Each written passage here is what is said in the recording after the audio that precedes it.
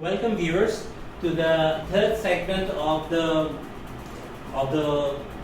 eighth lecture of the course of Introduction to Category Theory. We discussed graph homomorphism in the last segment.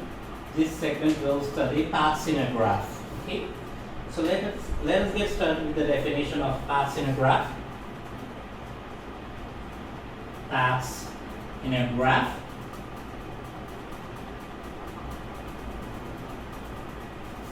So here is the definition of a path.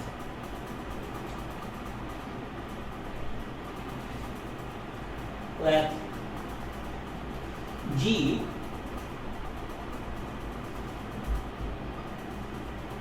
SRCPGT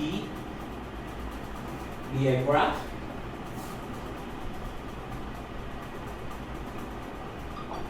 okay. A path of length n in G, a path of length n in G is an element P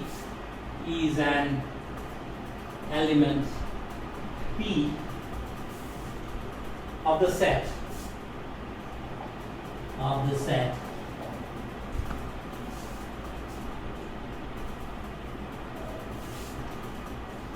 PATHGN.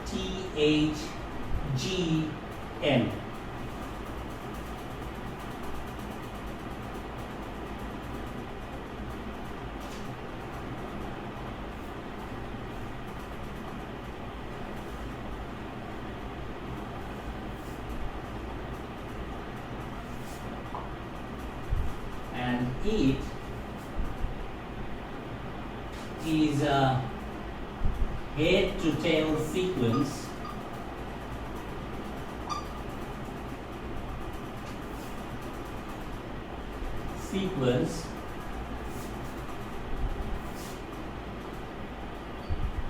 okay.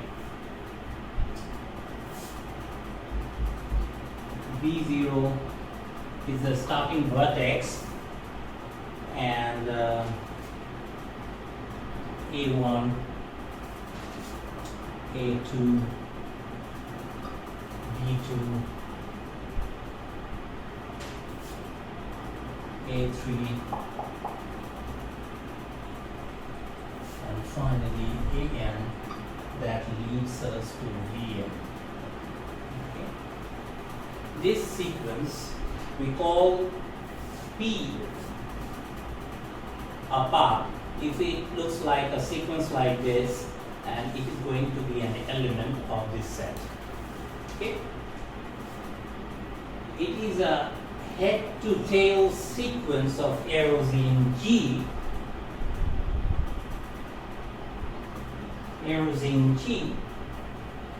which we denote by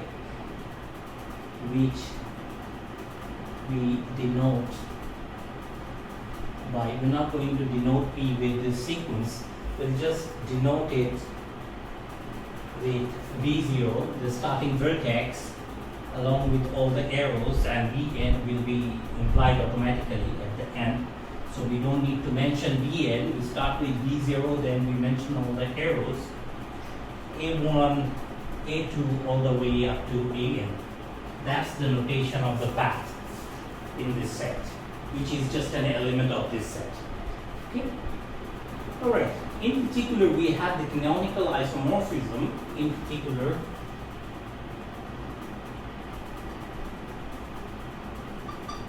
we have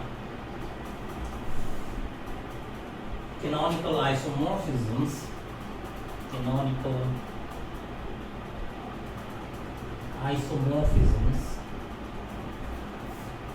There are two isomorphisms actually, which tells you that the set of paths of length 1, meaning that in the path you have only one arrow and it's actually isomorphic to the set of arrows. Okay? So it's the set of all the arrows actually. Alright. Because it's a canonical isomorphism, and the path of length 0 in the graph, okay, the set of paths of the graph G of length 0 is canonically isomorphic to the set of the vertices of the graph, okay, because it begins and ends at the same vertex. So we have these two canonical isomorphisms. Okay, so we refer, it's about the second isomorphism, we refer to the path of length 0 on vertex V. So a path of length 0 on a vertex V is of course on a single vertex because it starts and ends on the same vertex because it is of length 0. Okay. On vertex V, as the trivial path on V, as the trivial path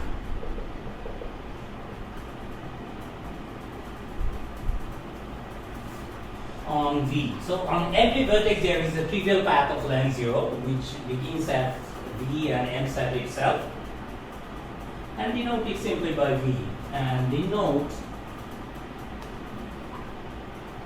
it simply by V, by means of this isomorphism.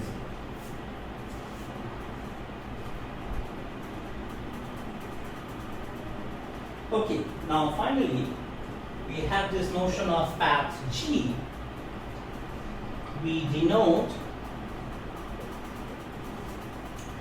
by path G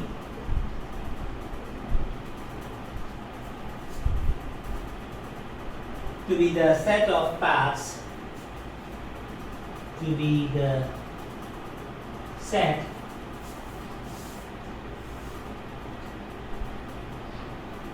of paths in G, meaning path G is defined as the union of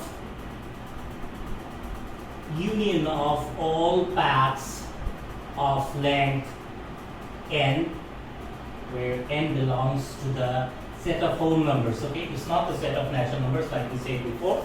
Spielberg has used this bold-faced n for the set of whole numbers, which includes 0. Okay, so this is a set of whole numbers.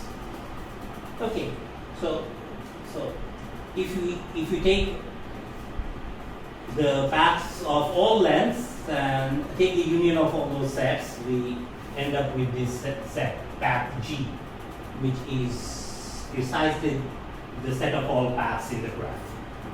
Okay, good. Now there are some other notations related to this path thing, path of a graph, that we need to explain.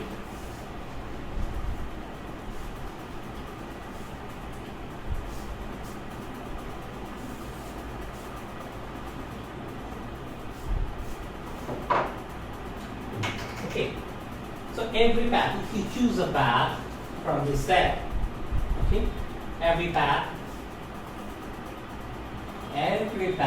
P in this set,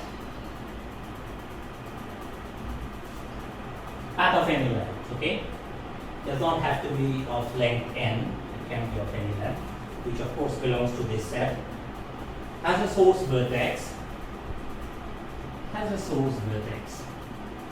So earlier we talked about the source vertex of an arrow, okay, and that we denoted by, you remember that we had this notion of a graph to be a quadruple, where we had these two sets of one set of vertices and one set of arrows, and we had two maps, SRC and TGT, which were maps from so these maps were from the set of arrows to the set of vertices, remember? So now we're going to talk about source and target vertices for path, not for arrows. Okay? Arrow is a length one path. Okay, that's a special case. Now we're going to talk about the source and target vertices of paths, not just arrows. Right.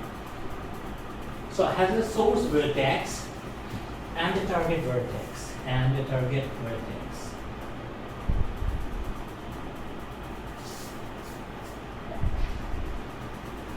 Vertex. And we denote them by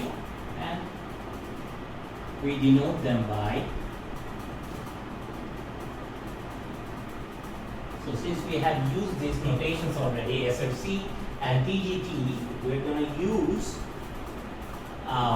overbar SRC and overbar TGT to be the source and target map of paths. Okay? These are maps from path G to V instead of A, okay, which is precisely the paths of unit length 1.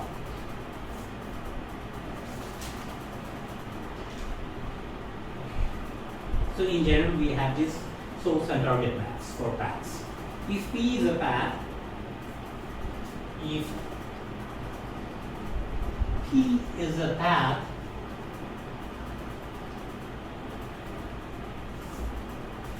with, see that SRC, overbar SRC acting on P is V, meaning that the source of that path is vertex V and the target of that path is vertex W.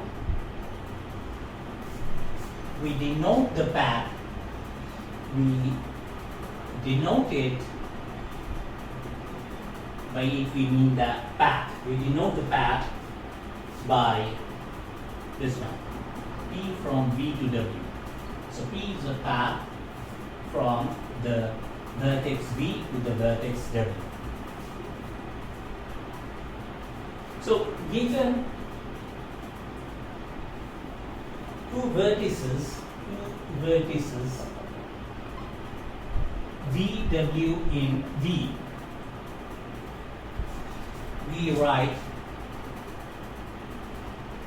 we write path G V comma W, okay, to denote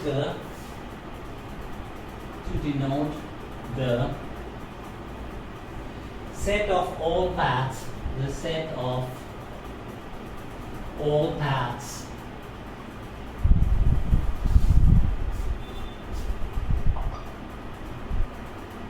from V to W. Okay, so there may be many paths from V to W. So this is the set of all those paths. Okay. All right. So in this set, there is something called a concatenation operation. So what does that concatenation operation means? So there is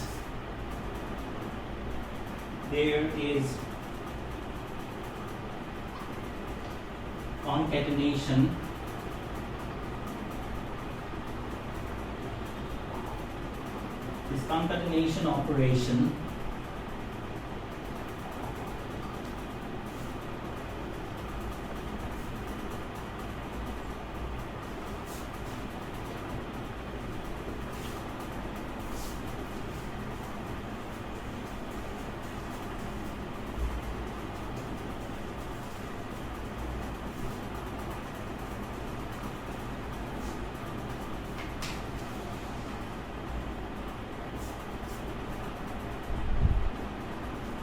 operation on paths. Okay.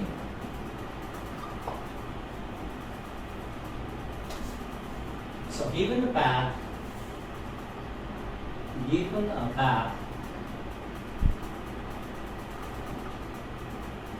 P from vertex V to vertex W and Q from vertex W to vertex X, we define the we define the concatenation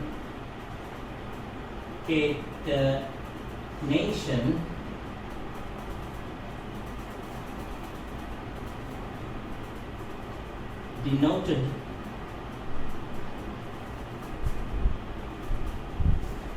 PQ from V to X.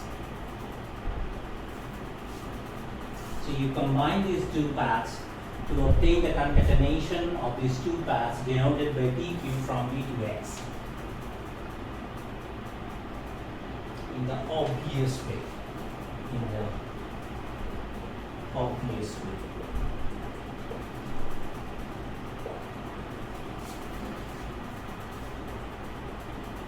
Okay.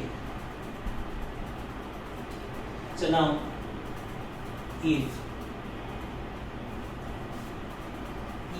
we denoted paths like this before, right? So B, A1, A2,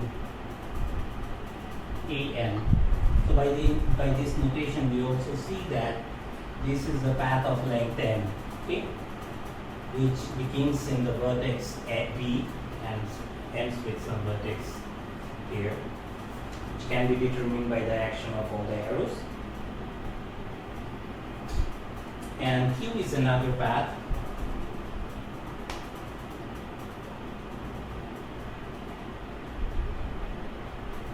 which begins in W, B1, B2, Bn. Of course, it is a path of length m, so that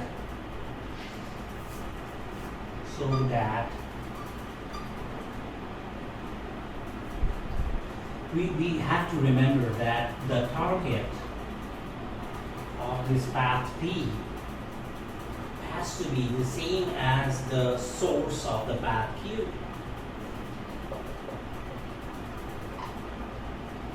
So that we can do the concatenation. Okay. It's not always possible to do the concatenation. We need to satisfy this. We have to fulfill this requirement so that we can have that operation here. Okay, and they are both W in this case. Okay, the target of this map is the same as the source of this map, which is seen to be W. Okay, and then we can write PQ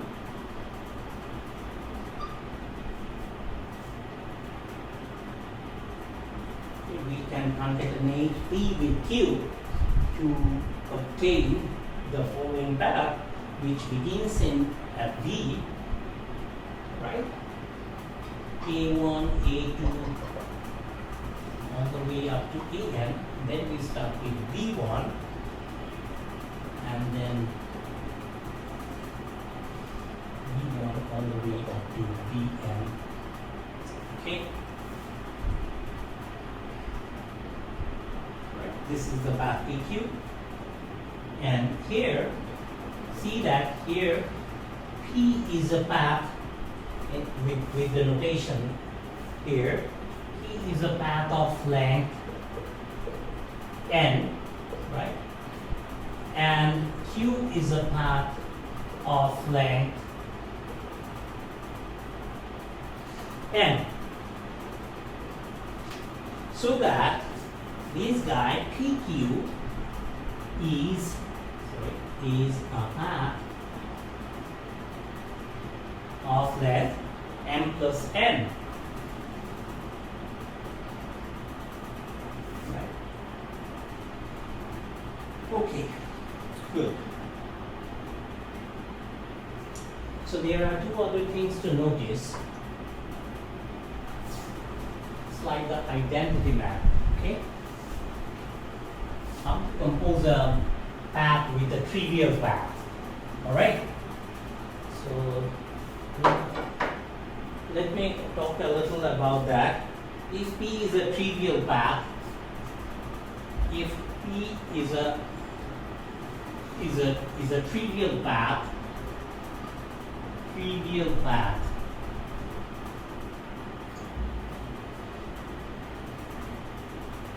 on vertex V, remember that what is trivial path? It's the path of length 0 which begins and ends at V. Alright?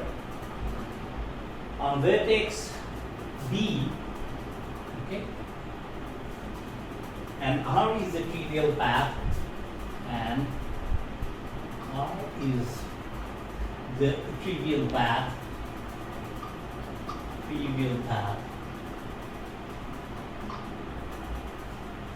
on vertex W.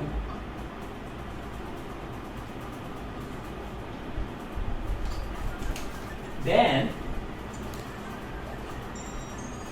for any path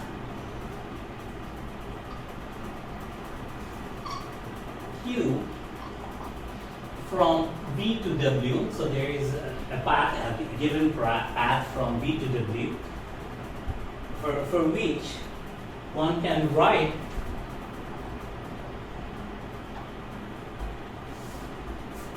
QP is equal to Q, right? Since P is a trivial path on the vertex V, so under the action of P, V will be taken to itself, and then under the action of Q, that will go to W, which is the same as Q, alright?